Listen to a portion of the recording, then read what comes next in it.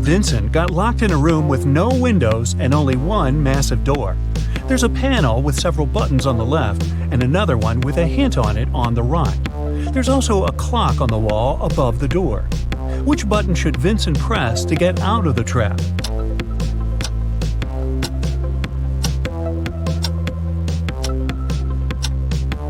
The green triangle. The numbers on the panel represent hours.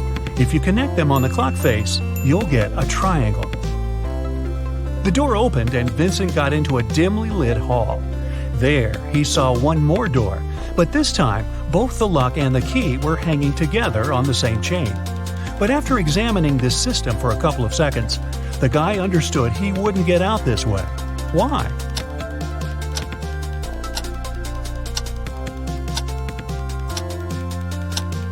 The key has a different pattern. It won't fit in the lock. Vincent needs to look for another way to escape. Then Vincent notices a table standing in a dark corner.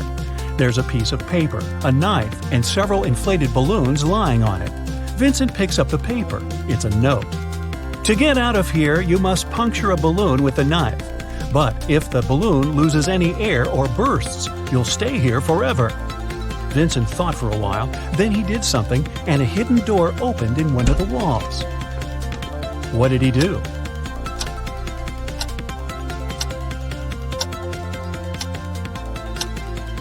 He let the air out of one of the balloons. After that, he easily punctured it with a knife. Detective Marcus and another passerby became witnesses of a car accident. A man, hit by a minivan, was lying on the ground, unconscious. Marcus rushed to the nearest cafe to call an ambulance. When he got back, the passerby told him the man had turned onto his back but hadn't come to his senses. After looking at the scene for a couple of seconds, the detective said, "You'd better return everything you've taken from this man." Why did he say so?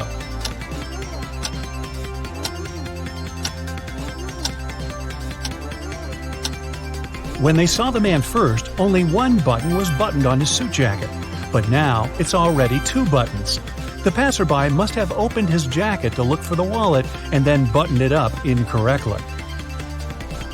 Look at this picture and try to figure out who is an alien in disguise.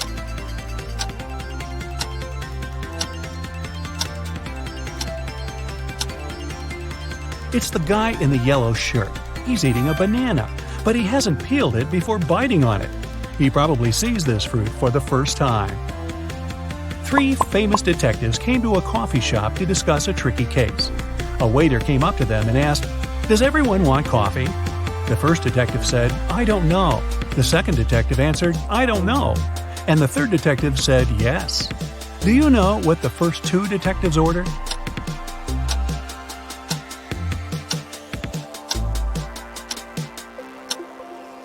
All the detectives ordered coffee.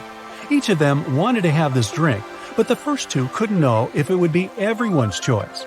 If the first 2 detectives hadn't wanted coffee, they'd have simply said no. So, when the third detective heard the replies of his colleagues, he figured out both of them wanted coffee. And since he was also going to take a cup, he said yes. Ralph, Willie, Amber, and Grace are in a museum room. Someone stole a priceless exhibit from this room several hours ago. Ralph, Willie, and Amber claim they have nothing to do with the crime, but the detective doesn't believe them. They all get arrested and taken to the police station. Only Grace, who hasn't answered the question, is free to go. Why?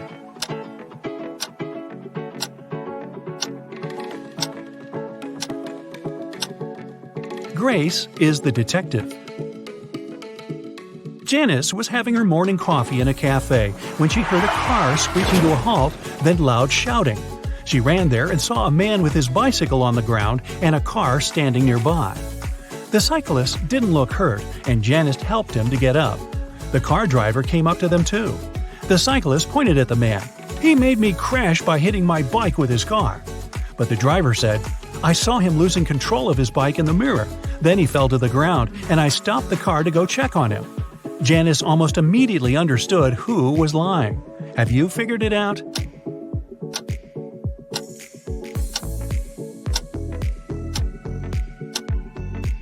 The car doesn't have side mirrors. There are also lots of things in the back seat. They blocked the view of the road, so the driver couldn't have seen anything in his rearview mirror either. He's lying. One wealthy businessman was famous for always wearing a white hat. But one day, he came to his office with a bunch of fruit on his head. His employees were shocked, but they didn't dare to question the man. The situation repeated the next day. On the third day, the businessman's secretary plucked up all his courage and asked what was going on. The man answered, that's because I lost a bet. I haven't fulfilled it yet, but I'll do it today. There's no need to order lunch for me." What did the businessman have to do to fulfill the bet?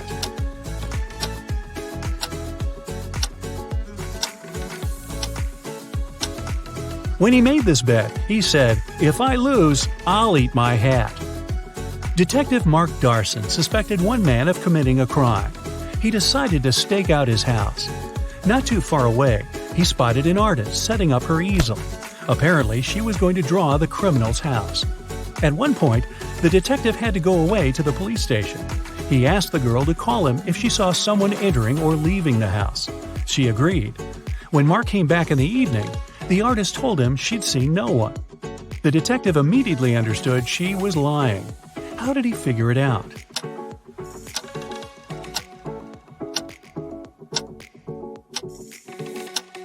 When he was leaving, all the windows in the house were closed. But in the picture the girl drew, the windows are open.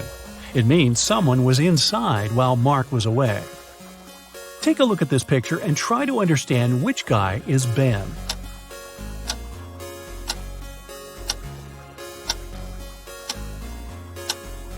Ben is the guy looking for something on the floor. He's the only one not wearing his shoes. That's because they're still in his locker. You've got a sack filled with coffee beans. You need to use this coffee to completely fill 2 other sacks of the same size. How can you do it?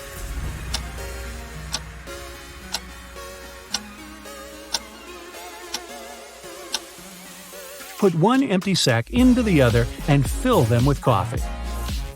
A large sum of money was stolen from Mr. Green's safe. The police suspect Alan, but Alan says, "I don't know anything about safes or about how to open them. I'm a simple blacksmith." The detective doesn't believe him and asks Alan to prove it. He gives the guy one job-related task. If he copes with it, he's telling the truth. Alan gets 5 different chains. Each of them has 3 links. The detective asks the guy to make one chain out of these 5 pieces, but he can separate and combine only 3 links. In no time, Alan finished this task and was released. How did he do it?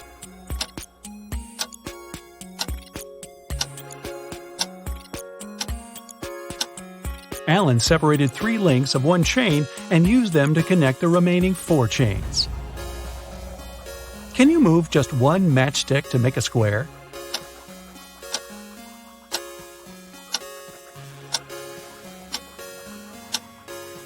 Pull this matchstick up a bit. Here's your perfect square. Mr. Bernard, a famous inventor, lived on the 6th floor of an apartment building. After long months of work, he finally created a time machine.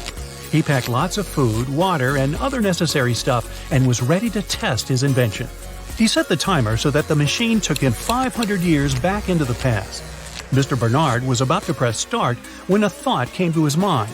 He took the mechanism and carried it to his garage that was on the 1st floor. Why?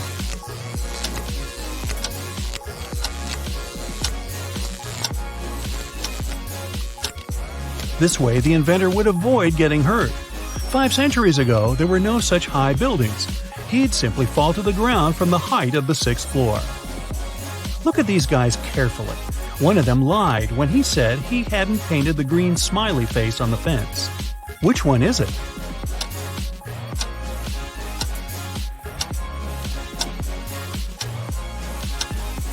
It's the guy on the left. Check out his left hand. Even though it's in his pocket, you can still spot some green paint he'd used. Bruce was walking along the beach when he found a glass bottle. The thing looked old, and the guy spent a long time trying to open it. Finally, he succeeded. To his shock, a genie rose from the bottle. "I'll fulfill your 3 wishes, but you aren't allowed to wish for more wishes." Bruce agreed, but still managed to get more wishes. How did he do it?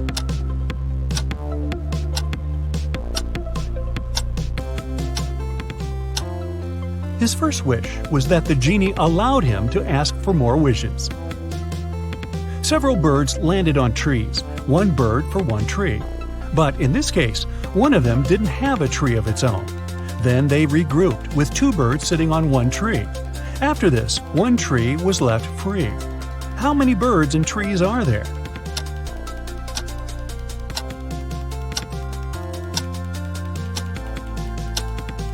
There are 4 birds and 3 trees.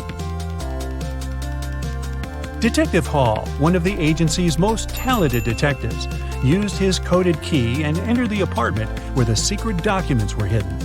To help him find them, his assistant Clark had left an encrypted note with the exact location of the documents. It looked like this. Detective Hall deciphered the message and found the documents. Where were they hidden?